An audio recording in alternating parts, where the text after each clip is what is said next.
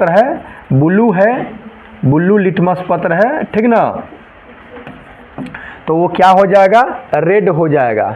देखिए BRA एक formula याद रखिएगा, BRA यानी तो B से मतलब ब्लू क्या हो जाएगा, रेड हो जाएगा। क्या चीज़ में भाई, एसिड में। बड़ा BRA एक फार्मूला याद रखिए, B से ब्लू, लिटमस पत्र क्या हो जाएगा भाई, रेड हो जाएगा। क्या चीज़ में डालेंगे तो एसिड में। ओके, ये आपका है तांबा और जस्ता का, ठीक है। इसको याद करने का ट्रिक क्या है, पिताजी। पी से पीतल क्या चीज़ का मिश्रण है भाई, तो तांबा और ज से जस्ता, जी से जस्ता नहीं, ज से जस्ता। पिताजी याद रखिएगा, पीतल मिश्र धातु है, तांबा और जस्ता मिलाने से पित्तल। जय हिंद साथियों, तो कैसे है, चलिए आशा करता हूँ कि अच्छे होंगे, जहाँ होंगे एकदम मस्त होंगे, तंदुरुस्त होंगे। ओके, तो आइए आज के इस वीडियो में हम लोग देखने वाले हैं मोस्ट इम्पोर्टेंट 35 क्वेश्चन, ओके, जो साइंस से है। तो चलिए आप भी अपना स्कोर कीजिएगा और ये समझ लीजिए कि ऑल कॉम्पिटिटिव एग्जामिनेशन के लिए है और मुख्य रूप से अभी जो चल रहा है BPSC 3.0 के लिए, और उसके बाद सक्षमता परीक्षा भी चल रहा है ना, SSC GD। ओके, देखिए फर्स्ट क्वेश्चन आपके समक्ष है कि एस्टिग्मेटिज्म एक बीमारी है। एस्टिग्मेटिज्म जो एक बीमारी है, यह किस चीज़ से संबंधित है, हमारे अंग है जो उस में किस अंग से, शरीर के किस अंग से संबंधित है, तो ये है आपका आँख से, ठीक है। एस्टिग्मेटिज्म जो बीमारी होता है वो क्या चीज़ से होता है, आँखों में। विश्व स्वास्थ्य दिवस मनाया जाता है, विश्व स्वास्थ्य वर्ल्ड हेल्थ डे जो मनाया जाता है ना, ये आपका अप्रैल में मनाया जाता है और 7 अप्रैल को मनाया जाता है, ठीक है। 7 अप्रैल को विश्व स्वास्थ्य दिवस मनाया जाता है, ठीक है। मेलाकोनाइट, यह जो मेलाकोनाइट जो है, यह किस धातु का खनिज है, यह अयस्क है, ठीक ना। तो यह है तांबा का अयस्क है, ठीक है। तांबा किससे बनता है, ये मेलाकोनाइट से। किस धातु का खनिज है, तो तांबा का है, ओके, इसी से तांबा बनाया जाता है। अगला क्वेश्चन है कि किस अम्ल का उपयोग सीसा संचायक बैटरी में किया जाता है। किस अम्ल का उपयोग सीसा संचायक बैटरी में किया जाता है, तो ये है आपका H2SO4 यानी सल्फ्यूरिक अम्ल का उपयोग, ठीक है। H2SO4 का उपयोग सीसा संचायक बैटरी के या बैटरी के रूप में किया जाता है, इस अम्ल का प्रयोग, ठीक है। तो आई होप समझ गए होंगे। आगे में देखिए, मनुष्य के शरीर में कितना लीटर रुधिर होता है, रुधिर यानी खून यानी ब्लड। स्वस्थ मनुष्य की बात कर रहा है, बेमरिया का नहीं कह रहा है, ठीक ना। तो बेमरिया जो रहेगा तो ओकरा में तो कमे रहेगा ना, हेल्दी जो है, तो जानते हैं 5 से 6 लीटर खून होता है, ठीक है। 5 से 6 लीटर मनुष्य के, स्वस्थ मनुष्य के शरीर में ब्लड होता है। विद्युत धारा का चुंबकीय प्रभाव सर्वप्रथम अवलोकित किया था। विद्युत धारा के चुंबकीय प्रभाव का खोज करने वाले वैज्ञानिक कौन थे, तो ये थे आपका ऑस्ट्रेड थे। कौन थे, ऑस्ट्रेड। ये पहले वैज्ञानिक थे जिन्होंने विद्युत धारा के चुंबकीय प्रभाव का खोज किए थे, ठीक है। धारा प्रवाहित करके चुंबक को रख दिए थे, धारा प्रवाहित किए थे, चुंबक पैरेलल हो गया था। न्यूरॉन इकाई है, न्यूरॉन, ये जो न्यूरॉन इकाई है किसका इकाई है, ठीक है। कौन है जो न्यूरॉन से मिलकर के बना हुआ है शरीर का, क्या संयोजी ऊतक, पेशी ऊतक, एपिथेलियम, तंत्रिका। तो तंत्रिका ऊतक की जो इकाई है वो है आपका न्यूरॉन है, ठीक है। तंत्रिका ऊतक की इकाई क्या है, न्यूरॉन है, ओके। अरे तंत्रिका ऊतक आप बनाए होंगे ना, इस तरह से तंत्रिका ऊतक जो होता है, यही तो है आपका, ये तंत्रिका ऊतक है, ठीक है, या इसको न्यूरॉन बोलिए, ठीक है। सॉरी, वही मतलब इसी से मिल करके बना हुआ है, ये इसमें कचाव दर भरा रहता है, ठीक है। तो इस प्रकार से रहता है ना तंत्रिका ऊतक। तो न्यूरॉन किसकी इकाई है, तंत्रिका ऊतक की इकाई है, ओके। आइए देखते हैं आगे। ब्लैक होल सिद्धांत की खोज किसके द्वारा की गई थी। ब्लैक होल जो सिद्धांत दिए थे, यह सिद्धांत कौन वैज्ञानिक दिए थे, तो ये वैज्ञानिक का नाम था एस चंद्रशेखर। एस चंद्रशेखर जो थे ये ब्लैक होल का खोज किए थे, ठीक है। शरीर में हीमोग्लोबिन शरीर में हीमोग्लोबिन का कार्य क्या है? जो हीमोग्लोबिन है, आपको पता होगा कि ब्लड का जो रंग होता है, खून का रंग लाल हीमोग्लोबिन के कारण होता है। तो आखिर वो हीमोग्लोबिन का कार्य क्या है? ये नहीं कि वो तो रंग है, लाल होता है उसी के कारण, लेकिन ये और क्या करता है जानते हैं? ये ऑक्सीजन को ढोता है। ऑक्सीजन का परिवहन करने का काम कौन करता है? हीमोग्लोबिन। जब हम सांस लेते हैं ना, तो सांस लेते हैं तो जो ऑक्सीजन जाता है वो हीमोग्लोबिन ही ढो करके ले जाकर के पूरे शरीर में ब्लड के माध्यम से पूरे शरीर में घुमाता है, तो एनर्जी मिलता है। ओके, आइए देखते हैं आगे। ठीक है, रेडियोधर्मी तत्व तो जिसका भारत में विशाल भंडार है, ठीक ना, पाया जाता है, तो ये कौन है भाई? तो थोरियम जो है या रेडियोधर्मी या रेडियो सक्रिय ये तत्व है, ठीक है, जिसका भारत में विशाल भंडार है। ओके, किसी मानव आंख की रेटिना पर बना प्रतिबिंब होता है। अब देखिए क्वेश्चन तो यहाँ से डबल ये बढ़ रहा है कि भाई मनुष्य के आंख के किस भाग पर किसी वस्तु का प्रतिबिंब बनता है? तो वो तो रेटिना पर बनता है। तो रेटिना पर बनता है प्रतिबिंब, तो वो कैसा होता है? ठीक है, तो जो रेटिना पर बना प्रतिबिंब जो होता है ना, वो वास्तविक तो होता है लेकिन उल्टा होता है। अब हम लोगों के अगर माइंड नहीं रहता, तो माइंड रहता तो रेटिना पर सीधे उल्टा बनता है, तो सब कोई उल्टा दिखाई देता, लेकिन माइंड में वो मतलब गुण है कि ये उल्टा को क्या करता है कि तुरंत कन्वर्ट करके सीधा करके दिखाता है। ठीक है, तो याद रखिएगा वास्तविक और उल्टा। ओके, मनुष्य के आंख के रेटिना पर जो बना प्रतिबिंब होता है वो वास्तविक होता है और उल्टा होता है। उल्टा याद रखिएगा, उल्टा है उसको सीधा करके मस्तिष्क दिखाता है। फोटोग्राफी में उपयोग किया जाने वाला प्रकाश संवेदी यौगिक है।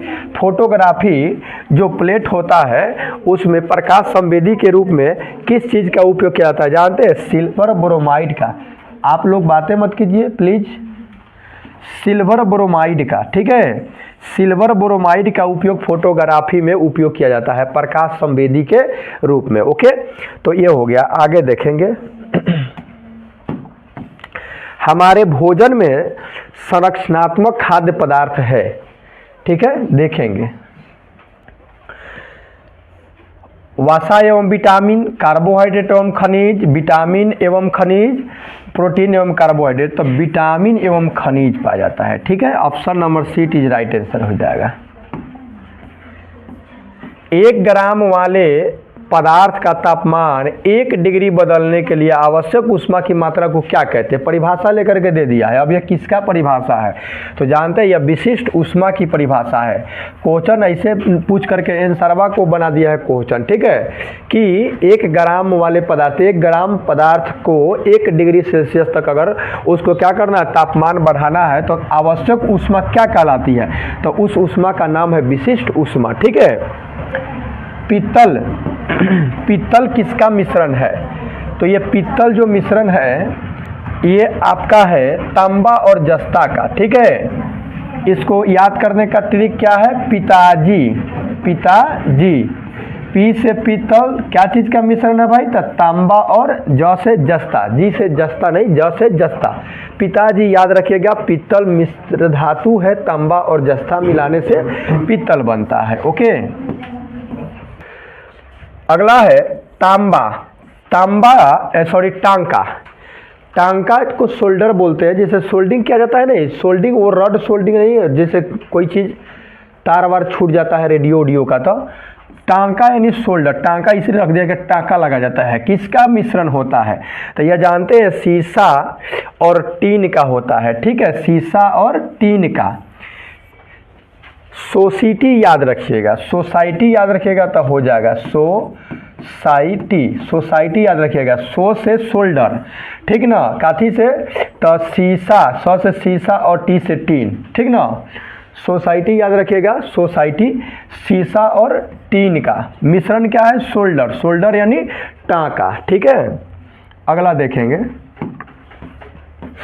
सोडा वाटर बनाने के लिए कौन सी गैस प्रयुक्त होती है? देखिए सोडा वाटर जो होता है, जितना पेय पदार्थ बनाया जाता है उसमें आपका कार्बन डाइऑक्साइड का उपयोग किया जाता है, CO2 का। ठीक ना, सोडा वाटर बनाने में कौन सी गैस प्रयुक्त होती है? CO2। देखते हैं नहीं, खोलते हैं उसका गैस निकलता है। वह उपकरण जो विद्युत ऊर्जा को यांत्रिक ऊर्जा में चेंज करता है यानी बदलता है, वो कहलाता है, क्या कहलाता है भाई? जो विद्युत ऊर्जा को क्या करता है कि यांत्रिक ऊर्जा में बदलता है। तब विद्युत ऊर्जा को यांत्रिक ऊर्जा में बदलने वाला उपकरण कौन है? अब देखिए जी, विद्युत मोटर हो जाएगा। कौन? विद्युत मोटर या विद्युत ऊर्जा को यांत्रिक में, ये यांत्रिक ऊर्जा को विद्युत में, ठीक है, चेंज करता है। जनरेटर गतिज ऊर्जा का अभिव्यंजक है। गतिज ऊर्जा यानी काइनेटिक एनर्जी, ठीक है। तो क्या होता है? हाफ mv² हो जाता है, ठीक ना, हाफ mv²। हाफ यानी 1/2 mv²। काइनेटिक एनर्जी ई के बराबर क्या होता है? Half mv²। अब पोटेंशियल एनर्जी जो होता है ईपी बराबर खाली होता है mv², ठीक है, याद रखिएगा। प्रतिध्वनि, ठीक ना, ध्वनि टकरा करके फिर से लौट आया। प्रतिध्वनि किस कारण सुनी जाती है? तब प्रतिध्वनि जो सुनी जाती है ध्वनि तरंगों के रिफ्लेक्शन यानी परावर्तन से सुनी जाती है। ध्वनि तरंग जब रिफ्लेक्ट होती है, परावर्तित होती है ना, तब हम प्रतिध्वनि सुनते हैं, है ना। कुआं में बोलिएगा, कुआं यानी इनार, हेलो, तो उन्होंने हेलो, चाहे कोई रूम होगा तो पानी से भरे एक बर्तन में बर्फ का एक टुकड़ा तैर रहा है। पूरी बर्फ के पिघलने पर बर्तन का जल स्तर क्या होगा भाई? तो कुछ ना होगा, अपरिवर्तित रहेगा, ठीक ना, क्योंकि जो खाली जगह जो होगा जल में, जल के कणों के बीच में जो अंतराण्विक स्थान होगा ना, उसी स्थान में यह पिघल करके क्या होगा? समा जाएगा। तो याद रखिएगा, पानी से भरा बर्तन है, उसमें बर्फ का टुकड़ा डाल दिए, वो पिघल रहा है, तो पिघलने के बाद कोई स्तर परिवर्तन हुए। ये मत सोचिएगा कि पिघलेगा तो पानी बहने लगेगा बाहर, नहीं, ऐसा नहीं होगा, ठीक है। आप प्रयोग भी करके देख सकते हैं, छोटा मोटा प्रयोग है। दो समानांतर दर्पणों के बीच धातु के एक गोले को रखा जाता है, इससे बने प्रतिबिंबों की संख्या क्या होगी? पैरेलल जब रख दिया जाएगा ना दो दर्पण, तो जानते हैं अनंत प्रतिबिंब बनेगा। एकदम देखते रह जाइएगा, अरे बाप कितना हमारे एक के फोटो हुआ, हम कितना ही है ना, बहुत सारा प्रतिबिंब बनेगा, ठीक है। तो अनंत प्रतिबिंब बनेगा या असंख्य कहिए, ठीक है, जिसकी गिनती आप नहीं कर सकते। दो को एकदम पैरेलल समानांतर रख करके देख लीजिएगा। सार्स SARS, सार्स बीमारी में अक्षर ए निरूपित करता है। ए इसमें क्या निरूपित करता है, ठीक है ना, तो एक्यूट निरूपित करता है। एक्यूट, आप लोग इसका शब्द विस्तार बताइएगा, ठीक है, थोड़ा बहुत वर्क आप लोग भी ले लीजिए। SARS का आप शब्द विस्तार बताइए, एस से क्या होता है, ए से क्या होता है सॉरी, ए से तो आपको बताइए दिया गया, ए से एक्यूट है, ठीक है।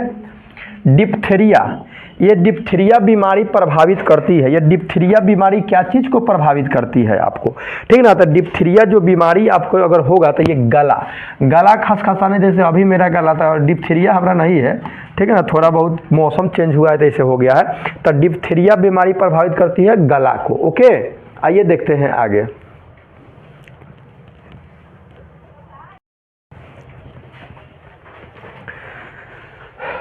अगला क्वेश्चन है, सरल यांत्रिक लाभ वाले लीवर में होता है। सरल यांत्रिक लाभ वाले लीवर में क्या होता है? तब प्रयास और फलक्रम के बीच भार, प्रयास और फलक्रम के बीच के भार क्या होता है? सरल यांत्रिक लाभ वाले लीवर में, ठीक ना। लीवर वो मछली के लीवर वाला नहीं है बात, ठीक है ना। जब लिफ्ट ऊपर की ओर जाती है, लिफ्ट क्या करती है? ऊपर की ओर जाती है, तो आदमी का भार वास्तविक भार से कम होता है। क्यों? जब लिफ्ट ऊपर जाता है तो जितना भार होगा उससे कम होगा। जानते हैं क्यों? क्योंकि उसकी चाल जो होता है ना ऊपर की ओर समरूप होती है। ऊपर की जब होती है एकदम समरूप से जाएगा तो हल्का हो जाएगा, ठीक ना। कभी बेसी कभी कम होगा तब तो भारी लगेगा, ठीक ना। तो उसकी चाल ऊपर की ओर क्या होता है? समरूप होती है, जिसके कारण क्या होता है? भार आभासी रूप से कम महसूस होता है।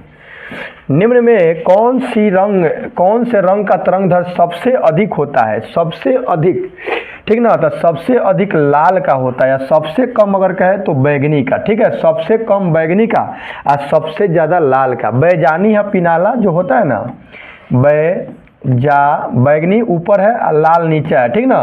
तो लाल का झुकाव कम होता है इसलिए इसका तरंगदैर्घ्य ज़्यादा है, बैगनी का झुकाव ज़्यादा होता है इसलिए इसका तरंगदैर्घ्य कम है। तो याद रखिएगा लाल। तबे तो देखते हैं ना कि जो क्या बोलते हैं, जहाँ पे यातायात वाला में वहाँ लाल बत्ती का चीज़ का संकेत रहता है, स्टॉप, रुकने का, है ना।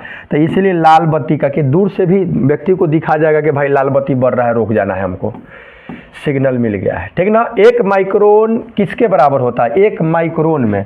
तो 1 माइक्रोन में 10 के पावर माइनस के क्या होगा, 6 ना होता है, ठीक है, 10 के पावर माइनस के 6 तो मीटर होता है। तो ये उसको मिमी में बदल दीजिएगा तो 0.001 mm आ जाएगा, ठीक ना। 10 के पावर माइनस के 6 माइक्रो और 10 के पावर माइनस के 9 नैनोमीटर, ठीक ना। सभी गैस शून्य आयतन प्राप्त करते हैं जब तापक्रम घटाया जाता है। कितना तापक्रम घटाएंगे तो सब गैस का आयतन क्या होता है, शून्य आयतन प्राप्त करता है। तब माइनस के 273 डिग्री सेल्सियस पर सभी गैस शून्य आयतन प्राप्त करते हैं। कब, कितने तापमान तक? माइनस के 273 डिग्री सेल्सियस तापमान पर, ठीक है। एसिड यानी अम्ल बदलता है। एसिड जो है बदल देता है, किसको किस में बदल देता है? तो याद रखिएगा, नीले लिटमस को लाल में, नीले लिटमस पत्र को क्या करता है, लाल कर देता है। कौन? एसिड। नीला लिटमस पत्र है, ब्लू लिटमस पत्र है, ठीक ना। तो वो क्या हो जाएगा, रेड हो जाएगा। देखिए BRA एक फार्मूला याद रखिएगा, BRA यानी तो B से मतलब बुल्लू, क्या हो जाएगा, रेड हो जाएगा। क्या चीज़ में भाई? एसिड में। बड़ा BRA एक फार्मूला याद रखिए, B से ब्लू, लिटमस पत्र क्या हो जाएगा भाई, रेड हो जाएगा। क्या चीज़ में डालेंगे तो एसिड में, ओके। चीनी के घोल में तापक्रम बढ़ाने पर चीनी की विलेयता क्या होगी? चीनी के घोल है और तापक्रम उसका टेम्परेचर बढ़ा देंगे तो देखिए उसका विलेयता, जो घोलने का जो क्षमता है वो बढ़ जाएगा। घुलने की क्षमता क्या होगा, बढ़ जाएगा, ओके, जब हम बढ़ा देंगे ताप। तो कार्बन की शुद्धतम रूप कौन सा है? कार्बन का एकदम प्योर रूप कौन है? तो कार्बन का प्योर रूप जो है ना वो हीरा है, ठीक है। शुद्धतम रूप कौन है भाई? हीरा। कार्बन का शुद्ध रूप हीरा है। निम्नांकित में कौन सा तत्व कार्बनिक यौगिक में मौजूद रहता है? तो कार्बनिक यौगिक में मौजूद आपका कार्बन रहता है, ठीक है। कार्बनिक यौगिक में मौजूद कौन सा रहता है? कार्बन रहता है। कार्बनिक यौगिक क्या है? कार्बन। कौन सी गैस का आवरण सूर्य से निकली पराबैंगनी विकिरण को अवशोषित करती है? सूर्य से निकली पराबैंगनी विकिरण को क्या करती है? अवशोषित कर लेती है। तब पराबैंगनी विकिरण को अवशोषित करने वाली जो गैस है O3 है। O3 यानी ओजोन। ओजोन का रासायनिक सूत्र O3 है। यही क्या करता है, पराबैंगनी विकिरण को क्या करता है, सोख लेता है ना। आइए देखते हैं आगे, एक क्वेश्चन और है। मायोपिया या मायोपिक आँख किसके प्रयोग द्वारा ठीक की जा सकती है? तो अवतल लेंस से, ठीक है। किस लेंस से? अवतल लेंस से। मायोपियो अच्छा लगा होगा तो मिलते हैं नेक्स्ट वीडियो में नेक्स्ट क्वेश्चन के साथ। तब दीजिए take care and good bye.